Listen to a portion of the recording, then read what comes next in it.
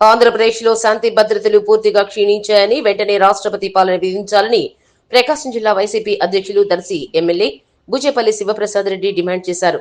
Party కార్యాలయంలో ఏర్పాటు చేసిన మీడియా సమావేశంలో ప్రభుత్వ తీరుపై తీవ్ర స్థాయిలో మండిపడ్డారు. గత 3 రోజులుగా మాజీ మంత్రులు అంబటి రాంబాబు, జోగి రమేష్ ఇళ్లపై జరుగుతున్న దాడులను బూచేపల్లి తీవ్రంగా ఖండించారు. బాధ్యతాయుతమైన ముఖ్యమంత్రి పదవిలో ఉండి కార్యకర్తలు దాడులకు తెగబడుతుంటే మౌనం వహించడం ఏమిటని ప్రశ్నించారు. గతంలో ముద్రగడ పద్మనాభమును వేధించినట్లే ఇప్పుడు రౌడీ మోహన్ను ప్రోత్సహిస్తూ ప్రతిపక్ష నేతలను భయభ్రాంతులకు గురి చేస్తున్నారని ఆరోపించారు. తిరుమల లడ్డు నెయ్యి కల్తీపై తప్పుడు ప్రచారం చేస్తున్నారని, కావాలని ఫ్లెక్సీలు ఏర్పాటు చేసి ప్రజలను రెచ్చగొడుతున్నారని విమర్శించారు. వివాదాస్పద ఫ్లెక్సీలను తొలగించాలని విజ్ఞప్తి చేస్తే దానికి ప్రతిగా టీడీపీ నేతలు కర్రలతో దాడులకు దిగడం దారుణమన్నారు. ఒంగోలుతో పాటు పలుచోట్ల ఏర్పాటు చేసిన వివాదాస్పద ఫ్లెక్సీలను జిల్లా ఎస్పీ వెంటనే జోక్యం చేసుకుని తొలగించాలని కోరారు. ప్రజలకు మేలు చేయండి. మీ దాడులకు, అక్రమ కేసులకు వైఎస్ఆర్సీపీ నాయకులు ఎవరు భయపడరు. దాడులు చేయడం మానుకొని ప్రజలకు ఇచ్చిన హామీలను నెరవేర్చండి. అభివృద్ధిపై దృష్టి పెట్టండి అని ప్రభుత్వానికి హితవు పలికారు. ఈ మీడియా సమావేశంలో ZP chairman Buchepalli Venkayya, parliament పరిశీలకులు బత్తుల బ్రహ్మానందరెడ్డి, ఒంగోలు ఇన్ఛార్జి చుండూరి రవిబాబు, మాజీ ఎమ్మెల్యే కసుకుతి ఆదన్న, రాష్ట్ర కార్యదర్శులు KV Ramanareddy, Y Venkateswararao, corporator Imran Khan, Kranthi Kumar, Apsara Begum, Anjireddy, Ashok Kumar తదితరులు పాల్గొన్నారు. ఈ రాష్ట్రంలో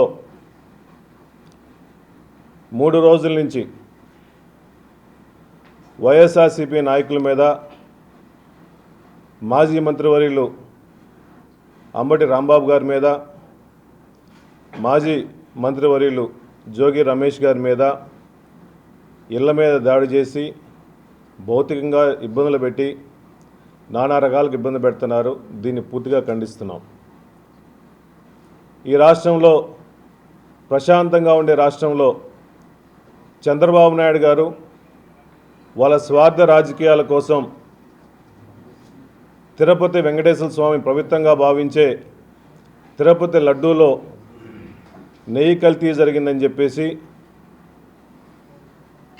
ఏ రిపోర్ట్స్ లేకుండా, ఎన్డీడీబీ కానీ ఎన్డీఆర్ఐ రిపోర్ట్స్ ఏమీ లేకుండా కావాలని చెప్పేసి ఒక ఫ్లెక్సీలో కల్తీ జరిగింది, ఆ నెయ్యిలో కుంభకోణం జరిగింది, 250 కోట్ల కుంభకోణం జరిగిందని చెప్పేసి ఏ సంబంధం లేని మా మాజీ ముఖ్యమంత్రి వర్యులు వైఎస్ జగన్మోహన్ గారి మీద, వైవి సుబ్బారెడ్డి గారి మీద, భూమన కరుణాకర్ రెడ్డి గారి మీద, మాజీ టీటీడీ చైర్మన్ల మీద కావాలని చెప్పేసి దుష్ప్రచారంగా అన్ని చోట్ల ఒక ఫ్లెక్సీలు కావాలని ఏర్పాటు చేసి ఒక విష సంస్కృతి నేర్పించి కావాలని మత విద్వేషాలని రెచ్చగొట్టే విధంగా ఈ ఫ్లెక్సీలు పెట్టడం, దీన్ని పూర్తిగా ఖండిస్తున్నాము.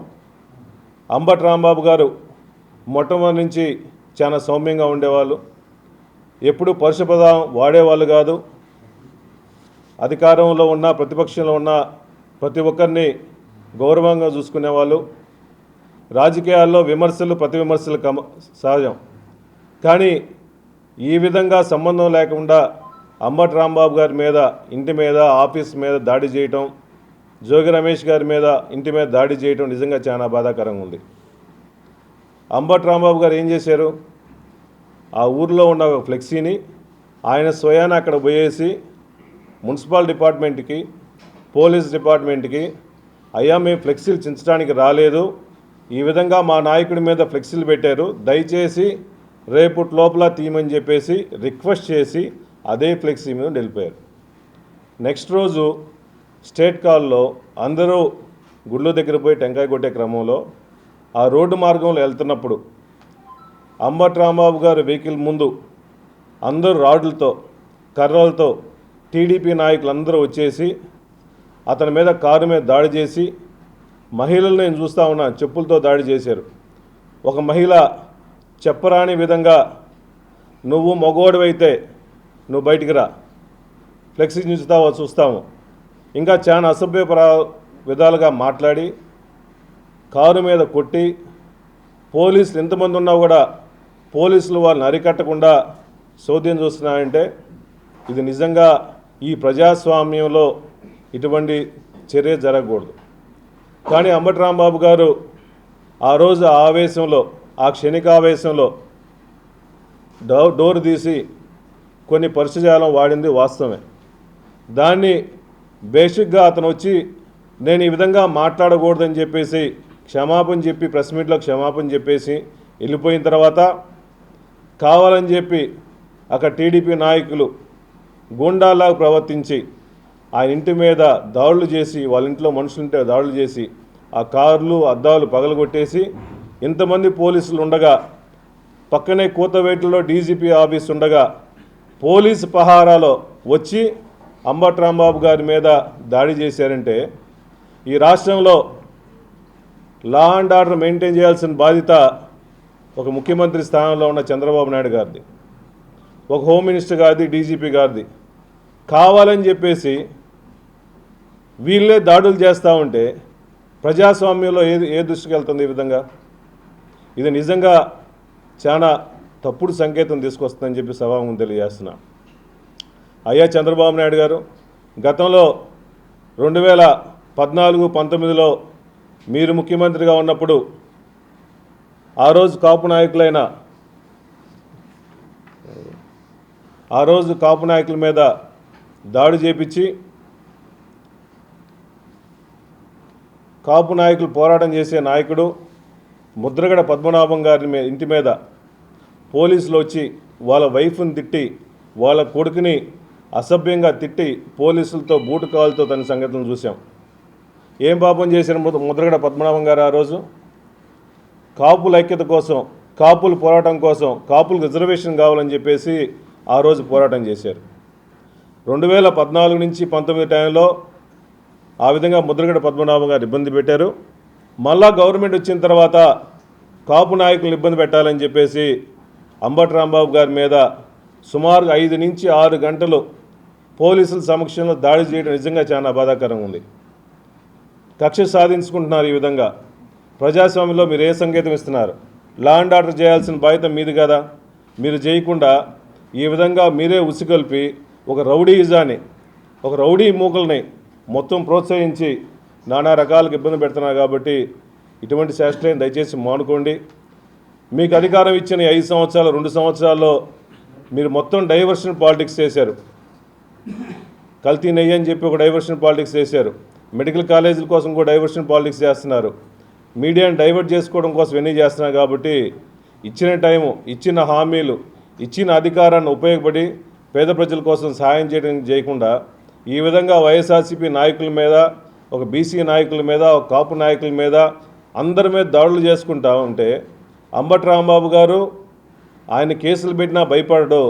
ఆయన ఏ విధంగా మట్టు పెట్టాలి, ఒక భౌతికంగా దాడి చేస్తే తప్ప ఈ వైసీపీ నాయకులు లొంగరని చెప్పేసి మొన్న జోగి రమేష్ గారిని, అంబటి రాంబాబు గారిని ఇబ్బంది పెడుతున్నారు. మీరు ఎన్ని ఇబ్బందులు పెట్టినా కూడా, ఎన్ని కేసులు పెట్టినా కూడా, ఎన్ని భౌతికంగా దాడులు చేసినా కూడా ఎవ్వరూ భయపడే ప్రసక్తి లేదు. కార్యకర్తలు, ప్రజలు కూడా ఈ రాష్ట్రాన్ని మొత్తం ఒకే ఇష్యూ మీద సుమారుగా 6 నెలల నుంచి ఈ కల్తీ లడ్డు, కల్తీ నెయ్యి అని చెప్పేసి మీ రాజకీయాల కోసం ఒక దేవుణ్ణి, పరమ పవిత్రమైన వెంకటేశ్వర స్వామిని వాడుకుంటున్నారు. మిమ్మల్ని వెంకటేశ్వర స్వామి వదలడు. ఈ కలియుగంలో ఎవరి శిక్ష వాళ్ళకి ఈ జన్మలోనే ఉంటుంది. అందుకని ఇటువంటి డైవర్షన్ పాలిటిక్స్ మానుకోండి. ఇప్పుడే లా అండ్ ఆర్డర్ మెయింటైన్ చేయండి. లా అండ్ ఆర్డర్ సరిగ్గా లేదు కాబట్టి మేము గవర్నర్ గారిని రిక్వెస్ట్ చేస్తున్నాము. ఈ రాష్ట్రంలో లా అండ్ ఆర్డర్ లేదు కాబట్టి వైఎస్ఆర్సీపీ నాయకులందరినీ మేము దాడులు చేస్తున్నాం కాబట్టి రాష్ట్రపతి పాలన ఇవ్వాలని చెప్పేసి మేము డిమాండ్ చేసుకుంటున్నాం. అన్ని కాన్స్టిట్యున్సీల్లో ఇదే ఫ్లెక్సీలు అన్ని కూడల్లో, అన్ని చోట్ల, ఒంగోలులో కూడా ఇప్పుడు వచ్చినప్పుడు బైపాస్ కిందే ఉంది. మా నాయకులు కూడా అందరు కంప్లైంట్లు ఇచ్చారు. కమిషనర్కి, అక్కడ సిఐలకి, డిఎస్పీలు కూడా కంప్లైంట్లు ఇచ్చేశారు. ఎస్పీ గారు అందరూ ఇంటర్వ్యూన్ అయ్యి దయచేసి లా అండ్ ఆర్డర్ ఇష్యూ రాకుండా ఇక్కడ ఉన్న ఫ్లెక్సీలన్నీ కూడా ఇదే సుప్రీంకోర్టు దృష్టిలో ఉంది, సిబిఐ దృష్టిలో ఉంది. అసత్య ప్రచారాలు మీరు కావాలని చెప్పేసి కల్తీలో జరగని కల్తీని, ఒక అబద్ధాన్ని నిజం చేయాలని చెప్పి ఫ్లెక్సీల రూపాన, పోస్టల్ రూపాన సోషల్ మీడియాలో పోస్ట్ చేస్తున్నారు. దయచేసి పోలీస్ డిపార్ట్మెంట్ వారు లా అండ్ ఆర్డర్ మెయింటైన్ చేసే క్రమంలో ఈ ఫ్లెక్సీలన్నీ తొలగించాలని చెప్పేసి ఎస్పీ గారిని కూడా రిక్వెస్ట్ చేస్తున్నాం.